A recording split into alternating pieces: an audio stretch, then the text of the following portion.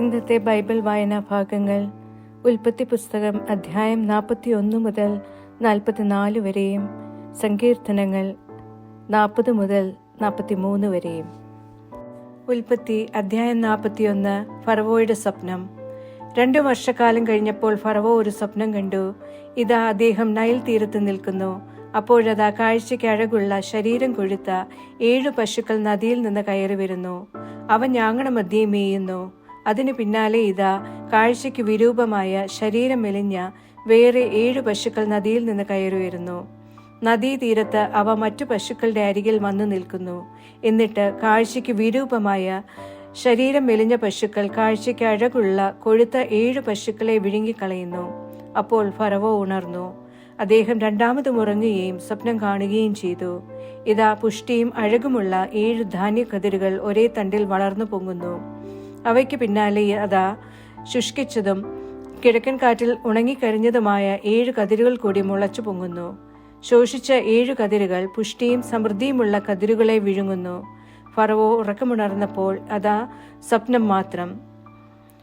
പ്രഭാതമായപ്പോൾ അദ്ദേഹത്തിന്റെ ആത്മാവ് അസ്വസ്ഥമായി. ഈജിപ്തിലെ എല്ലാ മന്ത്രവാദികളെയും അവിടുത്തെ എല്ലാ ജ്ഞാനികളെയും ആളയച്ചു വിളിച്ച് ഫറവോ തന്റെ സ്വപ്നം അവരോട് വിവരിച്ചു. എന്നാൽ ഫറവോയ്ക്ക് അവ വ്യാഖ്യാനിച്ചു കൊടുക്കാൻ ആരുമുണ്ടായില്ല. അപ്പോൾ പാനപാത്രവാഹക പ്രമാണി ഫറവോയോട് ഇപ്രകാരം പറഞ്ഞു: എന്റെ തെറ്റുകൾ ഇന്ന് ഞാൻ ഓർക്കാനിടയാകുന്നു.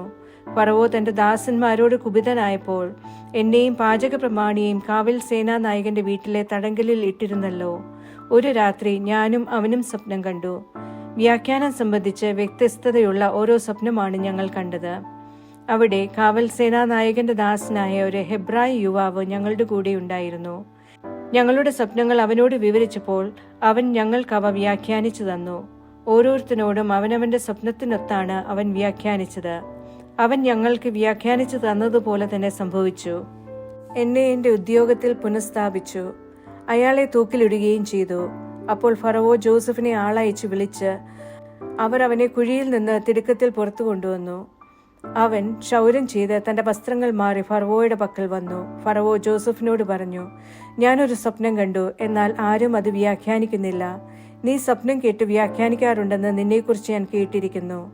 ജോസഫ് ഫറവോയോട് ഇപ്രകാരം പ്രത്യുത്തരിച്ചു: ഞാനല്ല, ദൈവം ഫറവോയുടെ സമാധാനത്തിനുതകുന്ന ഉത്തരം നൽകും.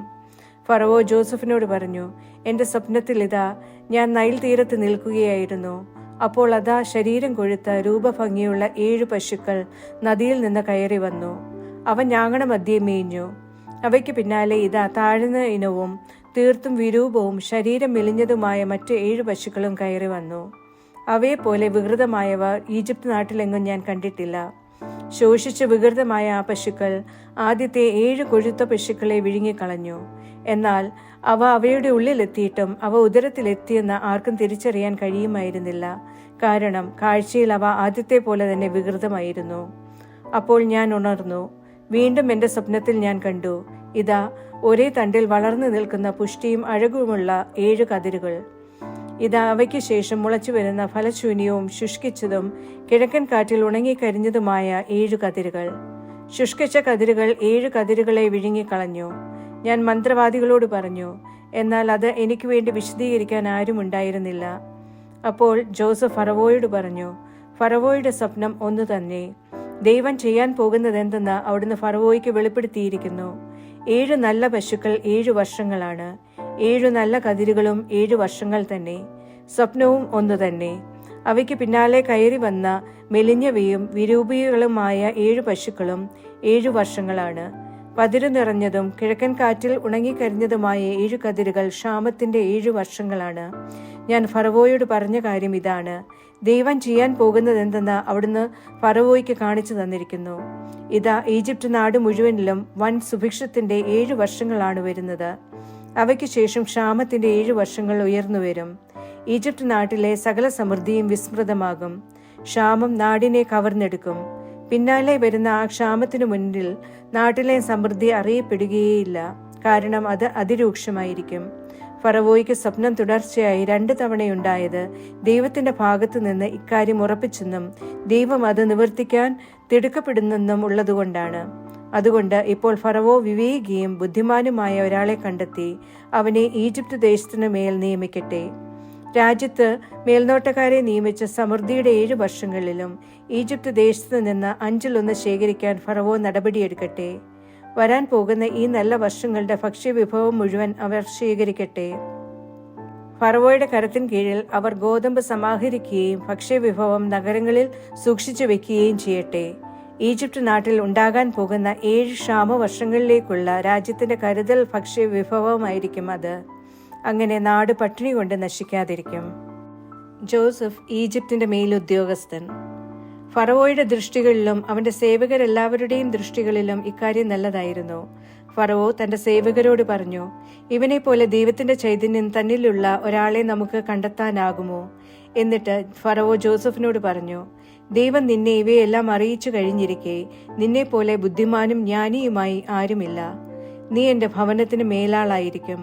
എന്റെ ജനം മുഴുവൻ നിന്റെ വാക്ക് അനുസരിക്കും. സിംഹാസനം സംബന്ധിച്ച് മാത്രം ഞാൻ നിന്നേക്കാൾ വലിയവനായിരിക്കും. ഫറവോ ജോസഫിനോട് തുടർന്നു പറഞ്ഞു, നോക്കൂ, ഈജിപ്ത് രാജ്യം മുഴുവന്റെയും മേൽ നിന്നെ ഞാൻ നിയമിച്ചിരിക്കുന്നു. ഫറവോ മുദ്രമോതിരം തന്റെ കയ്യിൽ നിന്ന് ഊരിയെടുത്ത് ജോസഫിന്റെ കയ്യിൽ ഇട്ടുകൊടുത്തു. അവനെ പട്ടുവസ്ത്രങ്ങൾ ധരിപ്പിച്ചു. അവന്റെ കഴുത്തിൽ ഒരു സ്വർണമാല അണിയിക്കുകയും ചെയ്തു. അദ്ദേഹം തനിക്കുണ്ടായിരുന്ന 2-ാം രഥത്തിൽ അവനെ എഴുന്നള്ളിച്ചു. അവറേക്ക് എന്ന് അവർ അവനു മുമ്പേ വിളിച്ചു പറഞ്ഞുകൊണ്ടിരുന്നു. അങ്ങനെ അദ്ദേഹം അവനെ ഈജിപ്ത് രാജ്യം മുഴുവന്റെയും മേൽ നിയമിച്ചു. ഫറവോ ജോസഫിനോട് പറഞ്ഞു, ഞാൻ ഫറവോയാണ്. നിന്നെ കൂടാതെ ഈജിപ്ത് ദേശത്തെങ്ങും ഒരുവനും തന്റെ കൈയോ കാലോ ഉയർത്തുകയില്ല.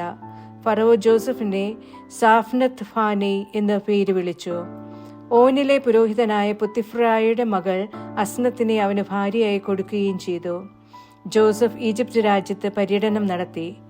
ഈജിപ്തിലെ രാജാവായ ഫറവോയുടെ മുൻപിൽ സ്ഥാനീയനായപ്പോൾ ജോസഫിന് 30 വയസ്സായിരുന്നു. ഫറവോയുടെ മുൻപിൽ നിന്ന് പുറപ്പെട്ട് ജോസഫ് ഈജിപ്ത് രാജ്യം മുഴുവൻ സഞ്ചരിച്ചു. സുഭിക്ഷത്തിന്റെ 7 വർഷം ഭൂമി സമൃദ്ധിയുളവാക്കി. ഈജിപ്ത് ദേശത്തുണ്ടായിരുന്ന 7 വർഷത്തെ ഭക്ഷ്യവിഭവമെല്ലാം അവൻ ശേഖരിച്ചു. നഗരങ്ങളിൽ ഭക്ഷ്യം സംഭരിച്ചു വെച്ചു. നഗരത്തിന് ചുറ്റുമുള്ള വയലുകളിലെ ഭക്ഷ്യം അതിനുള്ളിൽ തന്നെ സൂക്ഷിച്ചു. അളവെടുപ്പിന് അതീതമായതിനാൽ അളവ് നിർത്തിവെക്കുന്നതുവരെ ജോസഫ് കടൽ മണൽ പോലെ ധാന്യം ധാരാളമായി കൂമ്പാരം കൂട്ടി.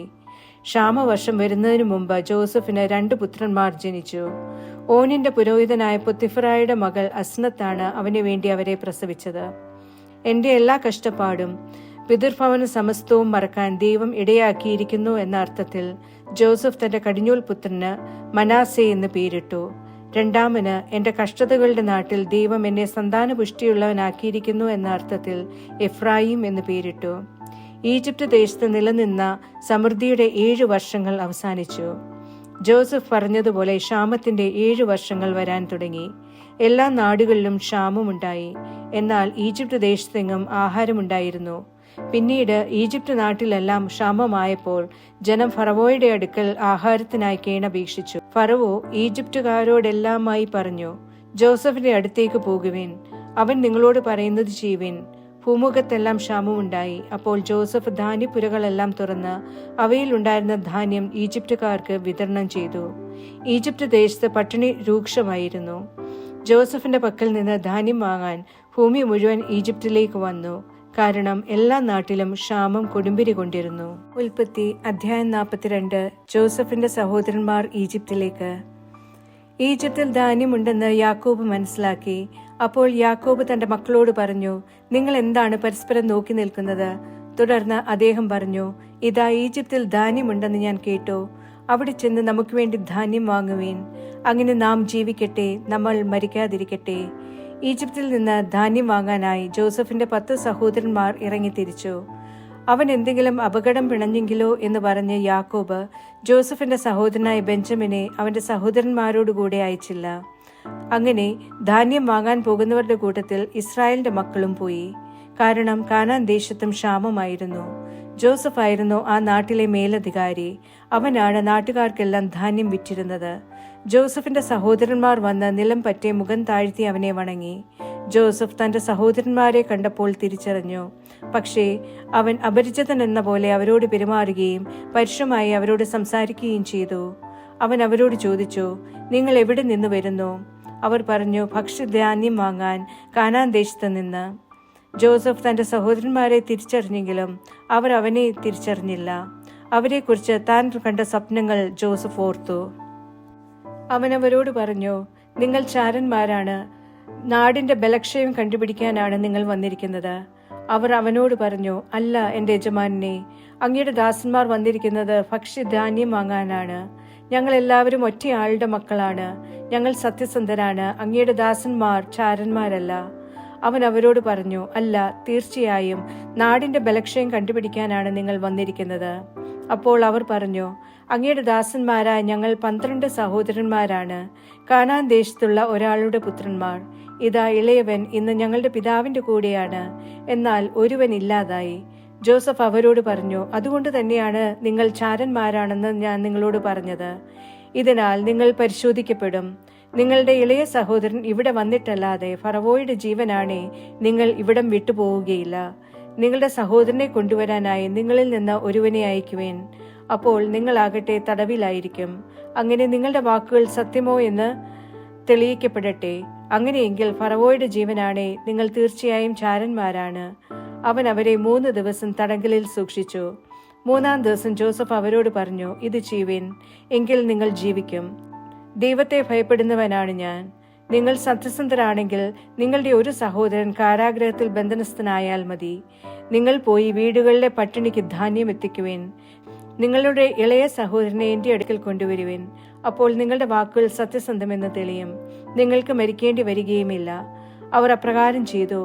അവർ തമ്മിൽ പറഞ്ഞു, കഷ്ടം, നമ്മുടെ സഹോദരൻ നമ്മോട് കേണപേക്ഷിച്ചപ്പോൾ അവന്റെ പ്രാണസങ്കടം കണ്ടിട്ടും ചെവി കൊടുക്കാതിരുന്ന നമ്മൾ അവനെ പ്രതി അപരാധികളാണ്. അതുകൊണ്ടാണ് നമുക്ക് ഈ ദുരിതം വന്നിരിക്കുന്നത്. അപ്പോൾ റൂബൻ ഇപ്രകാരം പ്രത്യുത്തരിച്ചു, കുട്ടിക്കെതിരെ തെറ്റ് ചെയ്യരുതെന്ന് ഞാൻ നിങ്ങളോട് പറഞ്ഞതല്ലേ, എന്നാൽ നിങ്ങൾ കേട്ടില്ല. ഇതാ അവന്റെ രക്തം തന്നെ പകവീട്ടുകയാണ്. ജോസഫിന് അത് മനസ്സിലാകുന്നുണ്ടെന്ന് അവർ കരുതിയില്ല, കാരണം അവർക്കിടയിൽ ഒരു ദ്വിഭാഷിയുണ്ടായിരുന്നു. അവൻ അവരിൽ നിന്ന് വിട്ടുമാറി കരഞ്ഞു. അവരുടെ പക്കൽ തിരിച്ചെത്തി അവരുമായി സംസാരിച്ചു. തുടർന്ന് അവരുടെ കൂട്ടത്തിൽ നിന്ന് ശിമിയോനെ പിടിച്ച് അവരുടെ കൺമുൻപിൽ വെച്ച് ബന്ധിച്ചു. ഓരോരുത്തരുടെ ചാക്കിലും അവനവന്റെ പണം തിരികെ വെക്കാനും യാത്രയ്ക്ക് വേണ്ടത് അവർക്ക് കൊടുക്കാനും ജോസഫ് കൽപ്പിച്ച പ്രകാരം അവരുടെ ഭാണ്ഡങ്ങളിൽ അവർ ഗോതമ്പ് നിറച്ചു. അങ്ങനെയാണ് അവൻ അവരോട് ചെയ്തത്. ധാന്യം തങ്ങളുടെ കഴുതകളുടെ പുറത്തു കയറ്റി അവർ അവിടെ നിന്ന് യാത്ര തിരിച്ചു. വഴി അമ്പലത്തിൽ വെച്ച് ഒരുവൻ കഴുതയ്ക്ക് തീറ്റ കൊടുക്കാൻ ചാക്ക് തുറന്നപ്പോൾ തന്റെ പണം കണ്ടു. ഇതാ അത് ചാക്കുകെട്ടിന്റെ വായ്ഭാഗത്ത്. അവൻ തന്റെ സഹോദരന്മാരോട് പറഞ്ഞു, എന്റെ പണം തിരിച്ചെത്തിയിരിക്കുന്നു. ഇതാ അത് എന്റെ കെട്ടിൽ തന്നെയുണ്ട്. അപ്പോൾ അവരുടെ ഹൃദയം ഇടിഞ്ഞുപോയി. അവർ ഭയം കൊണ്ട് വിറച്ച് പരസ്പരം പറഞ്ഞു, എന്താണ് ദൈവം നമ്മോട് ഈ ചെയ്തിരിക്കുന്നത്? കാനാൻ ദേശത്ത് തങ്ങളുടെ പിതാവായ യാക്കോബിന്റെ അടുത്ത് വന്നെത്തിയപ്പോൾ തങ്ങൾക്ക് സംഭവിച്ചതെല്ലാം അവർ അദ്ദേഹത്തോട് ഇപ്രകാരം വിവരിച്ചു. ദേശാധിപനായ ആൾ ഞങ്ങളോട് പരുഷമായി സംസാരിച്ചു. നാടിനെ ഉറ്റുനോക്കാനെത്തിയവരായി അയാൾ ഞങ്ങളെ കണക്കാക്കി. ഞങ്ങൾ അയാളോട് പറഞ്ഞു, ഞങ്ങൾ സത്യസന്ധരാണ്, ചരന്മാരല്ല. ഞങ്ങൾ 12 സഹോദരന്മാരാണ്, ഞങ്ങളുടെ പിതാവിന്റെ മക്കൾ. ഒരാൾ ഇല്ലാതായി, ഇളയവൻ ഇന്ന് കാനാൻ ദേശത്ത് ഞങ്ങളുടെ പിതാവിന്റെ കൂടെയുണ്ട്. അപ്പോൾ ദേശാധിപനായ ആൾ ഞങ്ങളോട് പറഞ്ഞു, നിങ്ങൾ സത്യസന്ധരാണോ എന്ന് ഇതുകൊണ്ട് ഞാൻ മനസ്സിലാക്കും. നിങ്ങളുടെ സഹോദരനായ ഒരുവനെ എന്റെ അടുത്ത് നിർത്തുവിൻ. നിങ്ങളുടെ ഭവനങ്ങളിലെ പട്ടിണിക്ക് വേണ്ടത് എടുത്തുകൊണ്ടുപോകുവിൻ. പിന്നെ നിങ്ങളുടെ ഇളയ സഹോദരനെ എന്റെ അടുക്കൽ കൊണ്ടുവരുവിൻ. അപ്പോൾ നിങ്ങൾ ചാരന്മാരല്ലെന്നും സത്യസന്ധരാണെന്നും എനിക്ക് ബോധ്യപ്പെടും.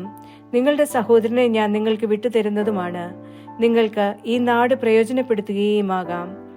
അവർ തങ്ങളുടെ ചാക്കുകൾ അഴിക്കുമ്പോൾ അതാ ഓരോരുത്തന്റെയും പണക്കിഴി അവനവന്റെ ചാക്കിൽ. അവരും അവരുടെ പിതാവും അവരുടെ പണക്കിഴികൾ കണ്ട് ഭയപ്പെട്ടു. അവരുടെ പിതാവായ യാക്കോബ് അവരോട് പറഞ്ഞു, നിങ്ങൾ എന്നെ അനപത്യനാക്കിയിരിക്കുന്നു. ജോസഫ് ഇല്ലാതായി, ഷിമിയോനുമില്ല. ഇനി നിങ്ങൾ ബെഞ്ചമിനെയും കൊണ്ടുപോകും. എല്ലാം എനിക്ക് എതിരായി സംഭവിക്കുന്നു. റൂബൻ തന്റെ പിതാവിനോട് ഇപ്രകാരം പറഞ്ഞു, ഞാൻ അവനെ അങ്ങയുടെ പക്കൽ തിരികെ കൊണ്ടുവന്നില്ലെങ്കിൽ എന്റെ മക്കളെ 2 പേരെയും അങ്ങേക്ക് കൊല്ലാം. അവനെ എന്റെ കയ്യിൽ ഏൽപ്പിക്കുക. ഞാൻ അവനെ അങ്ങയുടെ അടുത്ത് തിരികെ കൊണ്ടുവരുന്നതാണ്. അപ്പോൾ അദ്ദേഹം പറഞ്ഞു, എന്റെ മകൻ നിങ്ങളുടെ കൂടെ വരികയില്ല, കാരണം അവന്റെ സഹോദരൻ മൃതനായി. ഇനി ഇവൻ മാത്രമേ ശേഷിച്ചിട്ടുള്ളൂ. നിങ്ങൾ പോകുന്ന വഴിയിൽ അവന് ആപത്ത് സംഭവിച്ചാൽ നിങ്ങൾ എന്റെ വാർദ്ധക്യകാലത്ത് കഠിന ദുഃഖത്തിൽ പാതാളത്തിലേക്ക് തള്ളിവിടുകയായിരിക്കും. ഉൽപ്പത്തി അധ്യായം 43. ബെഞ്ചമിനും ഈജിപ്തിലേക്ക്. നാട്ടിൽ ക്ഷാമം കൊടുമ്പിരി കൊണ്ടു. ഈജിപ്തിൽ നിന്ന് കൊണ്ടുവന്ന ധാന്യം അവർ ഭക്ഷിച്ചു തീർന്നപ്പോൾ അവരുടെ പിതാവ് അവരോട് പറഞ്ഞു, നിങ്ങൾ തിരിച്ചുപോയി നമുക്ക് വേണ്ടി കുറച്ചുകൂടി ഭക്ഷ്യധാന്യം വാങ്ങിക്കൊണ്ടുവരുവേൻ.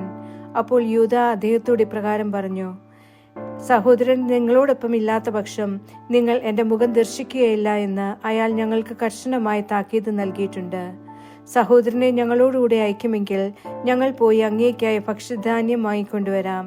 അങ്ങ് അയക്കുന്നില്ലെങ്കിൽ ഞങ്ങൾ പോകുന്നില്ല. കാരണം സഹോദരൻ നിങ്ങളോടൊപ്പം ഇല്ലാത്ത പക്ഷം നിങ്ങൾ എന്റെ മുഖം ദർശിക്കുകയില്ല എന്ന് അയാൾ ഞങ്ങളോട് പറഞ്ഞിട്ടുണ്ട്. അപ്പോൾ ഇസ്രായേൽ ചോദിച്ചു, നിങ്ങൾക്കൊരു സഹോദരൻ കൂടിയുണ്ടെന്ന് അയാളോട് വിശദീകരിച്ച് എന്തിനാണ് നിങ്ങൾ എന്നെ ദ്രോഹിച്ചത്?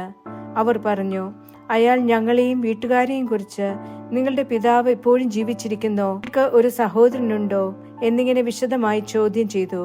അപ്പോൾ ഞങ്ങൾക്ക് അയാളോട് ഇക്കാര്യങ്ങൾ ഇவ்விധം വിശദീകരിക്കേണ്ടി വന്നു. നിങ്ങളുടെ സഹോദരനെ കൂട്ടിക്കൊണ്ടുവരുവേനെന്ന് അയാൾ പറയുമെന്ന് ഞങ്ങൾക്ക് എന്തെങ്കിലും അറിവുണ്ടായിരുന്നോ?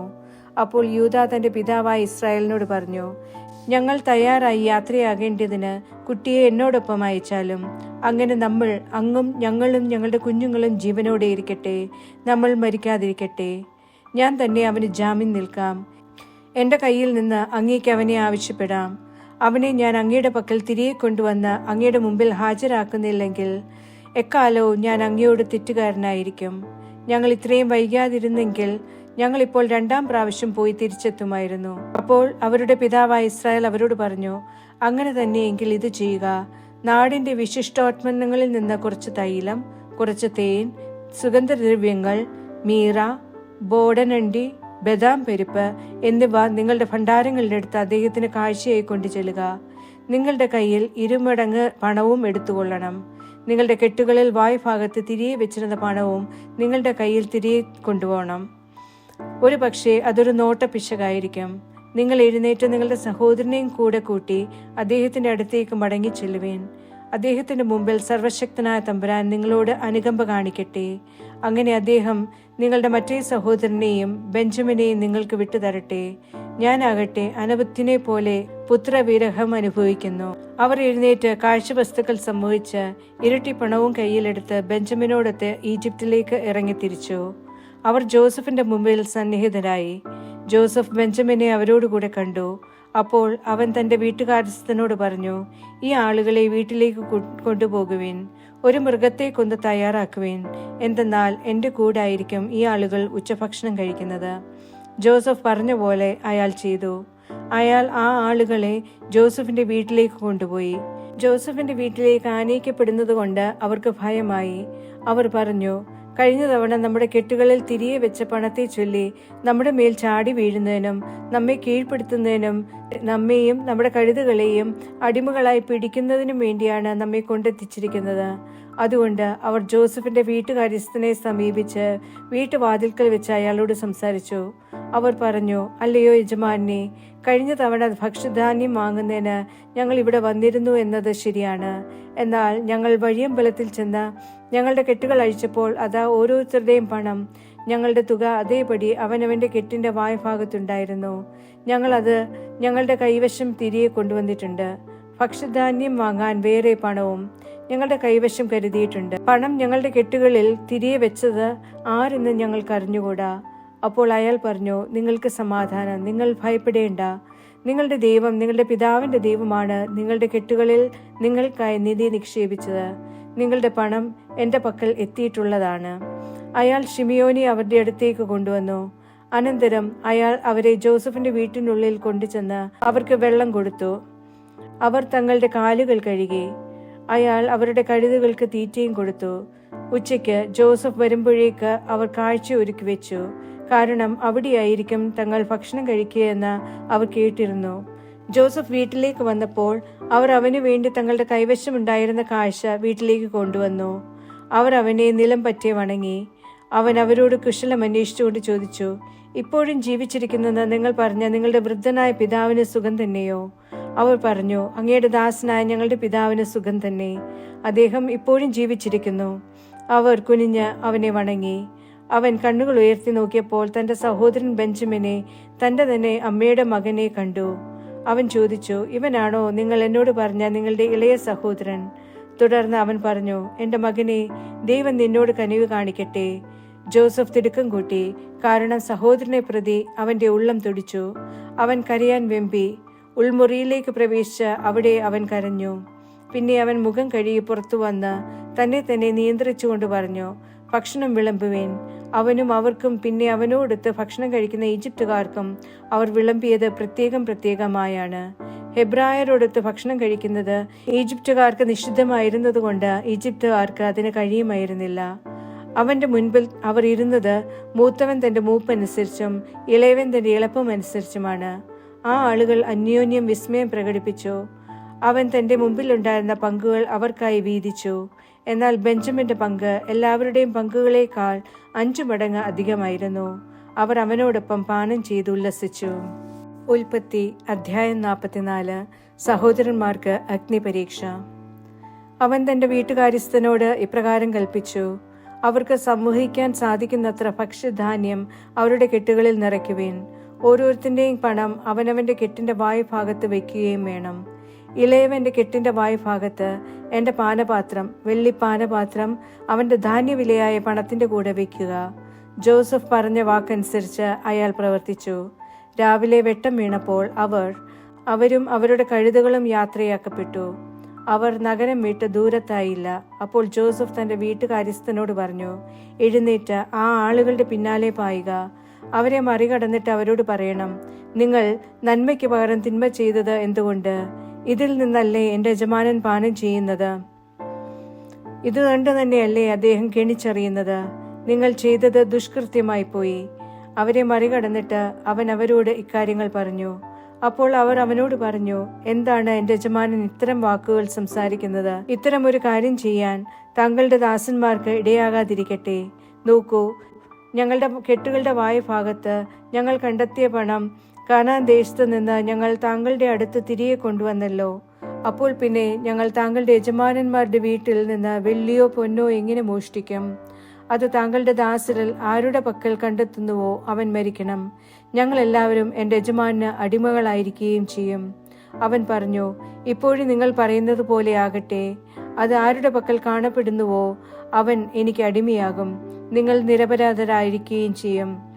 അപ്പോൾ ഓരോരുത്തരും തിടുക്കപ്പെട്ട് അവനവന്റെ കെട്ട് നിലത്തിറക്കി. ഓരോരുത്തരും അവനവന്റെ കെട്ടഴിച്ചു. അപ്പോൾ അവൻ മൂത്തവനിൽ ആരംഭിച്ച് ഇളയവനിൽ അവസാനിക്കും വിധം പരിശോധിച്ചു. ബെഞ്ചമിന്റെ കെട്ടിൽ ചഷകം കണ്ടെത്തുകയും ചെയ്തു. അവർ തങ്ങളുടെ വസ്ത്രം വലിച്ചു കീറി ഓരോരുത്തരും അവനവന്റെ കഴുതപ്പുറത്ത് ചുമട് കയറ്റി പട്ടണത്തിലേക്ക് മടങ്ങി. യൂദ അവന്റെ സഹോദരന്മാരോടൊത്ത് ജോസഫിന്റെ വീട്ടിലേക്ക് ചെന്നു. അവൻ എപ്പോഴും അവിടെ ഉണ്ടായിരുന്നു. അവർ അവന്റെ മുൻപിൽ നിലം പറ്റി വീണു. ജോസഫ് അവരോട് ചോദിച്ചു, ഇതെന്ത് പ്രവൃത്തിയാണ് നിങ്ങൾ ചെയ്തത്? എന്നെ പോലെ ഒരാൾക്ക് തീർച്ചയായും ഗണിച്ചറിയാനാകുമെന്ന് നിങ്ങൾക്ക് അറിഞ്ഞുകൂടി. അപ്പോൾ യൂദ പറഞ്ഞു, ഞങ്ങൾ എന്താണ് യജമാനനോട് പറയേണ്ടത്? എന്താണ് സംസാരിക്കേണ്ടത്? എങ്ങനെയാണ് സ്വയം സാധൂകരിക്കേണ്ടത്? ദൈവം അങ്ങയുടെ ദാസരുടെ കുറ്റം കണ്ടുപിടിച്ചിരിക്കുന്നു. ഇതാ, ഞങ്ങൾ യജമാനന് അടിമകളാണ്. ഞങ്ങളും ആരുടെ കൈവശം പാനപാത്രം കണ്ടുപിടിക്കപ്പെട്ടുവോ അവനും. എന്നാൽ അവൻ പറഞ്ഞു, ഞാൻ അത് ചെയ്യാൻ ഇടയാകാതിരിക്കട്ടെ. ആരുടെ കൈവശം പാനപാത്രം കണ്ടുപിടിക്കപ്പെട്ടുവോ അവൻ മാത്രം എനിക്ക് അടിമയായിരിക്കും. നിങ്ങൾ സമാധാനമായി നിങ്ങളുടെ പിതാവിന്റെ അടുത്തേക്ക് പോയിക്കൊള്ളുവേൻ. അപ്പോൾ യൂദ അവന്റെ അടുത്ത് ചെന്ന് പറഞ്ഞു, അല്ലയോ എന്റെ യജമാനനെ, അങ്ങയുടെ ദാസന് ഒരു വാക്കുകൂടി യജമാന്റെ ചെവികളിൽ ഉണർത്തിച്ചു കൊള്ളട്ടെ. അങ്ങയുടെ ദാസന്റെ മേൽ അങ്ങയുടെ കോപം ജ്വലിക്കാതിരിക്കട്ടെ. എന്തെന്നാൽ ഫറവോ എങ്ങനെയോ അതുപോലെയാണ് അങ്ങ്.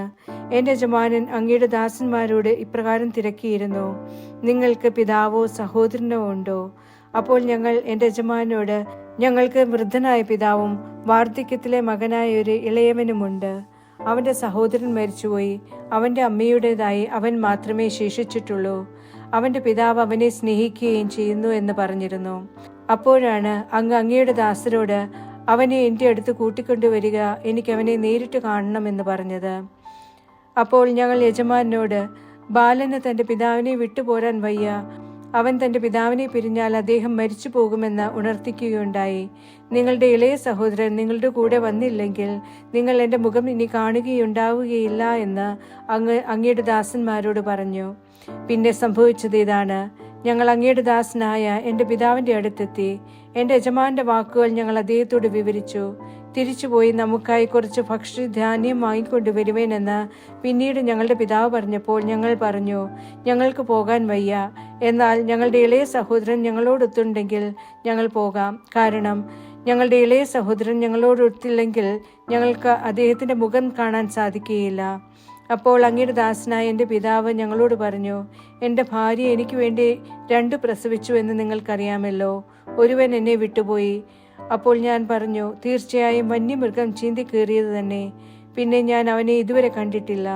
ഇവനെ കൂടി നിങ്ങൾ എൻ്റെ മുൻപിൽ നിന്ന് കൊണ്ടുപോവുകയും അവന് ആപത്ത് പിണയുകയും ചെയ്താൽ നിങ്ങൾ എൻ്റെ വാർദ്ധക്യം ദുരിതത്തോടെ പാതാളത്തിലേക്ക് ആഴ്ത്തുകയായിരിക്കും.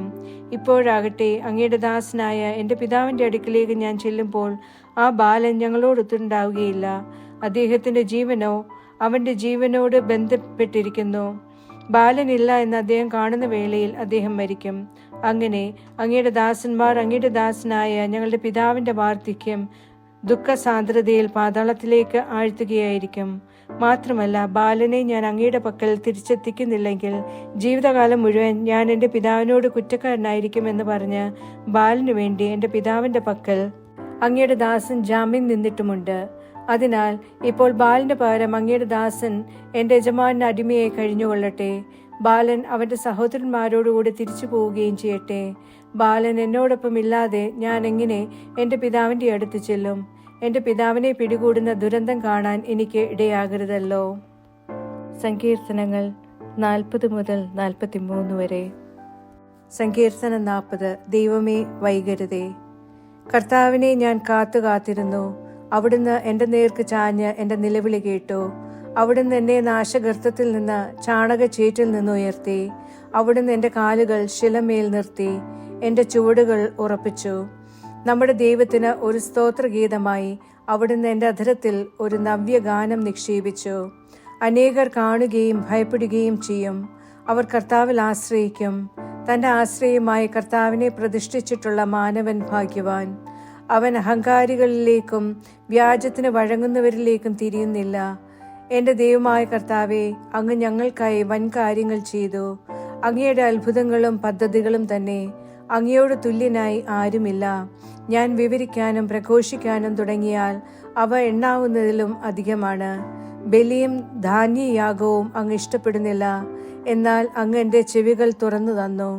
ഹോമയാഗവും പാപമുക്തിയാഗവും അങ്ങ് ആവശ്യപ്പെട്ടില്ല. അപ്പോൾ ഞാൻ പറഞ്ഞു, ഇതാ ഞാൻ വരുന്നു. പുസ്തക ചുരുളിൽ എന്നെപ്പറ്റി എഴുതിയിട്ടുണ്ട്. എൻ്റെ ദൈവമേ, അങ്ങയുടെ ഹിതം നിവർത്തിക്കാനാണ് ഞാൻ ഇഷ്ടപ്പെടുന്നത്. അങ്ങയുടെ നിയമം എൻ്റെ ഉള്ളിലുണ്ട്. ഞാൻ മഹാസഭയിൽ നീതി സന്തോഷവാർത്തയാക്കി. ഇതാ എൻ്റെ അധരങ്ങൾ ഞാൻ പൂട്ടിയില്ലെന്ന് കർത്താവെ അങ്ങ് അറിയുന്നുവല്ലോ. അങ്ങയുടെ നീതി എൻ്റെ ഹൃദയത്തിനുള്ളിൽ ഞാൻ മൂടിവെച്ചില്ല. അങ്ങയുടെ വിശ്വസ്തതയും രക്ഷയും ഞാൻ പ്രസ്താവിച്ചു. അങ്ങയുടെ കാരുണ്യവും സത്യവും മഹാസഭയിൽ ഞാൻ മറച്ചുവെച്ചില്ല. കർത്താവായ അങ്ങ് അങ്ങയുടെ ദയാർദ്രത എന്നിൽ നിന്ന് പിൻവലിക്കരുതേ. അങ്ങയുടെ കാരുണ്യവും സത്യവും എന്നെ എപ്പോഴും കാത്തു സൂക്ഷിക്കട്ടെ. എന്തെന്നാൽ എണ്ണമില്ലാത്തിടത്തോളം അനർത്ഥങ്ങൾ എൻ്റെ മേൽ ചുറ്റി. എൻ്റെ അപരാധങ്ങൾ എന്നെ കീഴടക്കി. കാണാൻ എനിക്ക് കഴിവില്ലാതായിരിക്കുന്നു. അവ എൻ്റെ തലമുടികളേക്കാൾ അധികമാണ്. എൻ്റെ ചങ്കൂറ്റം എന്നെ വെടിയുന്നു. കർത്താവെ, എന്നെ മോചിപ്പിക്കാൻ പ്രീതിയുണ്ടാകണമേ.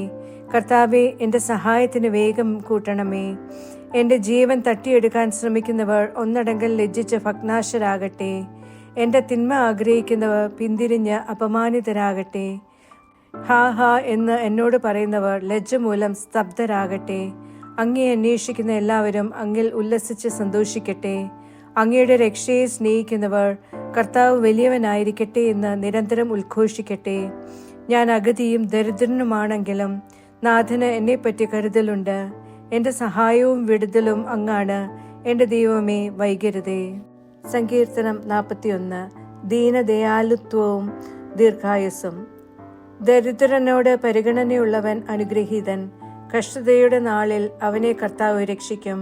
കർത്താവ് അവനെ കാക്കുകയും ദീർഘായുസുള്ളവനാക്കുകയും ഭൂമിയിൽ അനുഗ്രഹീതനാക്കുകയും ചെയ്യും. അവിടുന്ന് അവനെ ശത്രുക്കളുടെ ആർത്തിക്ക് വിട്ടുകൊടുക്കുകയില്ല. കർത്താവ് അവന് രോഗശയ്യയിൽ ശക്തി പകരും. രോഗാവസ്ഥയിലുള്ള അവന്റെ കിടപ്പെല്ലാം അങ്ങ് മാറ്റിക്കൊടുക്കും. ഞാൻ പറഞ്ഞു, കർത്താവെ, എന്നിൽ കനിയണമേ. എൻ്റെ ആത്മാവിനെ സുഖപ്പെടുത്തണമേ. എന്തെന്നാൽ ഞാൻ അങ്ങേക്കെതിരായി പാപം ചെയ്തു. എന്റെ ശത്രുക്കൾ എന്നെക്കുറിച്ച് തിന്മ പറയുന്നു. അവൻ മരിക്കുന്നതും അവന്റെ നാമം നശിക്കുന്നതും എപ്പോൾ? എന്നെ കാണാൻ വരികയാണെങ്കിൽ അവന്റെ ഹൃദയം വ്യാജം സംസാരിക്കുന്നു. അവൻ ദോഷം സ്വരൂപിച്ച് പുറത്തുപോയി പ്രസംഗിക്കുന്നു. എന്നെ വെറുക്കുന്നവരെല്ലാം ഒന്നടങ്കം എനിക്കെതിരെ പിറുപിറുക്കുന്നു. എനിക്ക് തിന്മയായത് അവർ എനിക്കെതിരെ നിരൂപിക്കുന്നു. മാരകമായതെന്തോ അവനെ പിടികൂടിയിരിക്കുന്നു. അവൻ കിടന്നുപോയി, ഇനി എഴുന്നേൽക്കുകയില്ല. ഞാൻ ആശ്രയിച്ചവനും എന്റെ അപ്പം ഭക്ഷിച്ചവനുമായ എന്റെ സമാധാന ഭാജനം പോലും എനിക്കെതിരെ കുതികാൽ ഉയർത്തിയിരിക്കുന്നു. കർത്താവായ അങ്ങ് എന്നിൽ കനിഞ്ഞ് എന്നെ എഴുന്നേൽപ്പിക്കണമേ. ഞാൻ അവരോട് പകരം ചോദിക്കട്ടെ. എന്റെ ശത്രു എന്റെ മേൽ വിജയം നേടാത്തതുകൊണ്ട് അങ്ങ് എന്നിൽ പ്രസാദിച്ചിരിക്കുന്നുവെന്ന് ഞാൻ അറിയുന്നു. ഞാൻ നിഷ്കളങ്കനായതിനാൽ അങ്ങ് എന്നെ താങ്ങുകയും എന്നേക്കുമായി അങ്ങയുടെ സന്നിധിയിൽ നിലനിർത്തുകയും ചെയ്തു. ഇസ്രായേലിന്റെ ദൈവമായ കർത്താവ് എന്നേക്കും വാഴ്ത്തപ്പെടട്ടെ. ആമേൻ, ആമേൻ. സങ്കീർത്തനം 42. ദൈവത്തിനു വേണ്ടി ദാഹിക്കുന്നു. നീർച്ചാലിനായി കാംക്ഷിക്കുന്ന മാൻപേടിയെ പോലെ ദൈവമേ, എന്റെ ആത്മാവ് അങ്ങേക്കായി കാംക്ഷിക്കുന്നു. ദൈവത്തിനായി ജീവിക്കുന്ന തമ്പുരാനായി എന്റെ ആത്മാവ് ദാഹിച്ചു. എപ്പോഴാണ് ഞാൻ ചെന്ന് ദൈവത്തിന്റെ മുഖം കാണുക? എവിടെ നിന്റെ ദൈവമെന്ന് അവർ ദിവസം മുഴുവൻ എന്നോട് ചോദിക്കുന്നതിനാൽ രാപ്പകൽ എന്റെ കണ്ണുനീർ എനിക്ക് ഭക്ഷണമായി. ഇവ ഞാൻ ഓർമ്മിക്കുന്നു. എന്റെ ആത്മാവിനെ ഞാൻ എന്റെ മേൽ ചുരിയുന്നു. ജനക്കൂട്ടത്തോടൊപ്പം ഞാൻ കടന്നുപോയി. ഉത്സവം ആചരിക്കുന്ന ജനാവലിയോടൊപ്പം ആനന്ദത്തിന്റെയും കൃതജ്ഞതയുടെയും ആരവത്തോടെ ദൈവഭവനത്തിലേക്ക് പ്രദക്ഷിണമായി പോയി. എന്റെ ആത്മാവെ, നീ എന്തിനു വിഷാദിക്കുന്നു? എന്തിന് നീ എന്നിൽ അസ്വസ്ഥതപ്പെടുന്നു? നീ ദൈവത്തിനായി കാത്തിരിക്കുക. തീർച്ചയായും തിരുമുഖത്തെ രക്ഷയെ പ്രതി ഇനിയും ഞാൻ അവിടുത്തെ സ്തുതിക്കും. എന്റെ ദൈവമേ, എന്റെ ആത്മാവ് എന്നെക്കുറിച്ച് വിഷാദം പൂണ്ടിരിക്കുന്നു. ആകയാൽ ഞാൻ ജോർദാൻ പ്രദേശത്തു നിന്നും ഹെർമോൺ ശൃംഗങ്ങളിൽ നിന്നും മിസാർ മലയിൽ നിന്നും അങ്ങയെ അനുസ്മരിക്കുന്നു. അങ്ങയുടെ വെള്ളച്ചാട്ടങ്ങളുടെ ഇരമ്പൽ കൊണ്ട് ആഴം ആഴത്തിലേക്ക് വിളിക്കുന്നു. അങ്ങയുടെ സകല തിരമാലകളും ഓളങ്ങളും എന്റെ മീതെ കടന്നുപോയി. പകൽ കർത്താവ് തന്റെ കാരുണ്യം അയക്കുന്നു. രാത്രിയിൽ എന്നോടുകൂടെ എന്റെ ജീവന്റെ തമ്പുരാനോടുള്ള പ്രാർത്ഥനാഗാനമുണ്ട്. എന്റെ ശിലയായ തമ്പുരാനോട് ഞാൻ ചോദിക്കട്ടെ, അങ്ങ് എന്നെ മറന്നത് എന്തുകൊണ്ട്? ശത്രുവിന്റെ പീഡനം മൂലം ഞാൻ വിലപിച്ച് നടക്കേണ്ടത് എന്തുകൊണ്ട്? നിന്റെ ദൈവം എവിടെയെന്ന് ദിവസേന എന്നോട് ചോദിച്ച് എന്റെ എതിരാളികൾ എന്നെ നിന്ദിക്കുന്നു. എന്റെ അസ്ഥികളിലെ ഒടിവ് പോലെയാണത്. എന്റെ ആത്മാവെ, നീ എന്തിന് വിഷാദിക്കുന്നു? നീ എന്തിന് എന്നിൽ അസ്വസ്ഥതപ്പെടുന്നു? നീ ദൈവത്തിനായി കാത്തിരിക്കുക. എന്റെ മുഖത്തിന്റെ രക്ഷയും എന്റെ ദൈവവുമായ അവിടുത്തെ ഇനിയും ഞാൻ തീർച്ചയായും സ്തുതിക്കും. സങ്കീർത്തനം 43. വെളിച്ചമേ, നയിച്ചാലും.